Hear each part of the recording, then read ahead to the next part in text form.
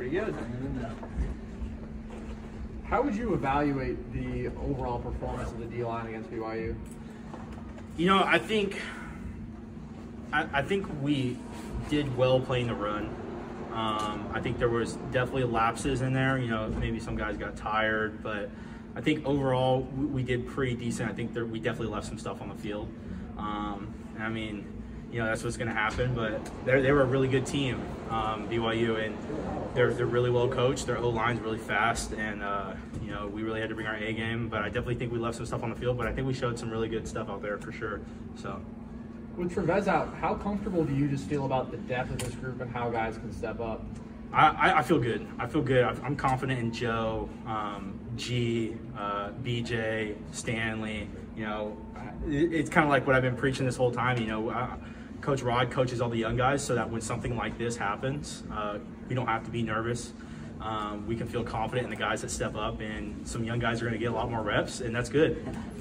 Get some good experience, and you know, keep everybody fresh.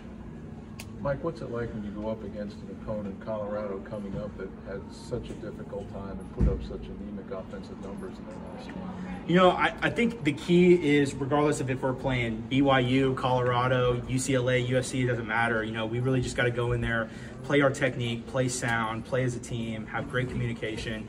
And, you know, it really doesn't matter who the opponent is. If we play our game and we play, you know, to the best of our ability, it doesn't matter.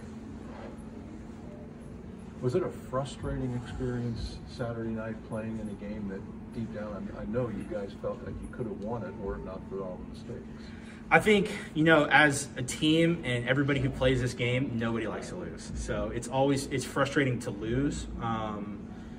It's also frustrating when we beat ourselves. I think Herm has talked a lot about that. You know, there's a lot of the times where we just beat ourselves, and it's always, you know, it always sucks to lose. You know, you always wish you could have done more. We just left some stuff on the field, and that's what we're practicing this week. You know, get better, get back to that technique, get back to the basics, and you know, figure out what this Sun Devil defense is about, and even the offense as well. You know, because I know Herm said we're going to figure out what kind of team we are after this loss. You know, and we're really going to come out strong, and we want to come out against Colorado really good and really sound. Do you sense an increase of more focus with Pac-12 play now about the weekend? Yeah, I mean, and every time you play an opponent, you always want to be, you know, focused and stuff like that. But now, you know, we're starting to get into it. You know, these games are going to start counting a lot more, and you know, kind of like everybody's been saying, Oregon's the only undefeated team in the Pac right now, so it's still anybody's game, especially coming, you know, first week in the Pac-12 play. So, seeing, you know, this weekend at BYU, the crowd noise being a huge effect. How important is here at, you know, Sun Devil Stadium that the Inferno and all the fans get, you know, really loud and just power up that defense to make plays? If we can get as loud as they were, we'll be all right. I mean, they were loud. I'll give it to them. I'll give it to the BYU fans. They were loud. They were really loud. So if we can do that, you know, and kind of get an offense like that kind of off kilter, I think it'll be really good for us. But yeah, it always helps when you have loud fans, for sure. What was Coach Rod's message to you guys after that game, and sort of how you proceed going forward from that? Yeah, there's two ways you can come out of this loss. You can keep your head down, or you can keep your head down and mope about it and whine about it, or you can, you know, pick your head up and, you know, get on to the next. You got to move on eventually, right? I think that's really the message for everybody, not just Coach Rod. And like I said, we're going to figure out what kind of defense we are, and we're going to figure out what kind of team we are. And I really think that we can rise above it. You know, we had some adversity, but we're going to see what we can do this week, and I'm really confident in us. So the second half defense has been very good the last couple of weeks. What are some things that you've taken from BJ and the rest of the D-line group that has been impressive so far this season? Yeah, a lot. I mean, BJ is his speed. He's fast. Kid's fast. Plays with a motor. Always keeps his feet running. You can always learn something from everybody. And you know, that high tempo, that motor, is definitely something that I can learn from him. And Garen's the same way. A lot of those young guys, Joe's the same way too. So they're going to get a great shot to show what they're made of, and I really think that they're going to do well. Herm says he sees Pac-12 play as a clean slate. At the same time, AP said after the game that there's going to be consequences for some of the defensive plays that were made on Saturday. How does the team balance that moving forward, like keeping discipline but at the same time keeping a clear focus? Yeah, I mean, it's kind of like the same thing we see on film. If we see somebody, if we see some form of offensive plays where they kind of screw up and they get exposed, then we're going to go after that. You know, and they're going to do the same thing to us. You know, especially now that we're in Pac-12, a lot of BYU, the zone read stuff. We're going to see a lot more zone read now. You know, unfortunately, we screwed it up in the game, so we're going to see a lot more of it. So we just got to hone in on, you know, what we did, our downfall as a defense. You know, because they're going to try to expose it, and you know, by all means, we're going to do the same thing. What has been the most encouraging part of the defense's overall performance up to this point on the year? Where do you feel like you guys have been strongest? I really think I love our rundown, our run defense. I think we've done a really, really good job. Like I said, there's always ways to improve.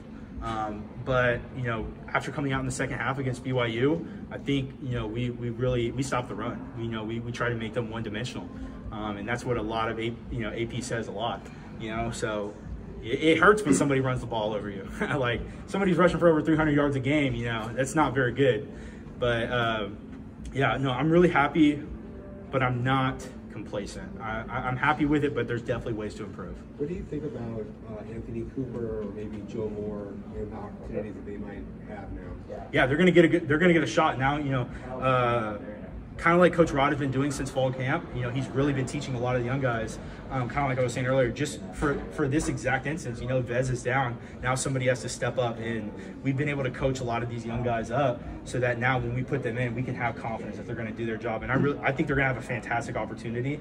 And it's great because it gives everybody fresh legs. Everybody gets to rotate in. You don't have one person taking a lot of snaps or one unit taking a lot of snaps. So I think it's going to be good. Omar's back here, so he's going to get a lot of reps. Give Shannon a break. I think that's really important, really vital. And I think guys like Coop and Joe are they're going to shine. Are there I'm really certain confident. things that you say to those guys based upon the experiences that you went through kind of early in your career at AC? Yeah, a lot of it, you know, a lot of it is more along the lines of trust the process, right? You know, everything has a way of working itself out, and every time you get on the field, like Herm says, you're a starter. If you're on the field, you're a starter. It doesn't matter, you know, and you just got to trust your training, trust the process, and go out there and ball out. You know, when you're on the field, you're the starter. You go make plays, show what you got, you know, and then, you know, especially the coaches, they get a lot more trust in some of the younger guys like that when they can go out, do their job, and make plays. What are some of the things that stand out to you about Colorado's offense from what you've seen on film so far this week? Yeah, well, I mean, they run a lot. They run the ball a lot. A lot of RPO, and a lot like BYU, they're stretch. And, you know, a lot of this is going to come down to us being able to get in there, watch the extra film, figure out what we messed up last week, and get back to it, because they're gonna try to expose us just like BYU did. So, you know, the goal now is to try to be perfect coming into this Colorado game. Filling off what he just said about, you know, and you saying the film on the run game in Colorado, statistically they have the worst passing offense in the Pac-12. How important is it in this game to get off to a fast start in the trenches to try to make them beat you through the air? Yeah, I think it's vital. And, you know, if you can, like I said, if you can make them one-dimensional and make them force them to throw the ball, it gives guys like, you know, Coop and Joe and Garen and Tyler and myself a chance to go out to the quarterback. I think that's really important. But, I mean, as you guys know, college football, anything can happen. So they're the worst in the Pac-12 at passing, and they come out, they could throw for 300 yards, 400 yards, who knows? But I think it's important to make them one-dimensional, and then we can just get after them. All right, you good? Yeah. Cool. All right. Appreciate it, guys.